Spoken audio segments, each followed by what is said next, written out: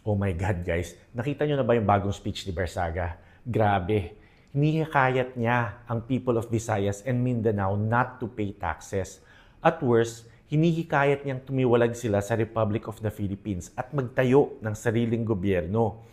Malinaw na malinaw, inciting to sedition yan. Under Article 142 of the Revised Penal Code, inciting to sedition happens when someone publicly incites others to rise or act against the lawful authorities through speeches, writing, or other means with the goal of preventing the execution of the laws, creating hatred or contempt against the government, and steering people to disobey lawful authorities. Pag sinabihan mo ang mga tao na huwag magbayad ng buwis, you're telling them to defy the law and the government's authority. At pag sinabihan mo silang tumiwalag sa republika at gumawa ng sariling gobyerno, you are urging rebellion against the state's sovereignty. At kung titignan mo ang mga comments, grabe, may mga taong sumasang-ayon at sumusuporta sa panawagan niya.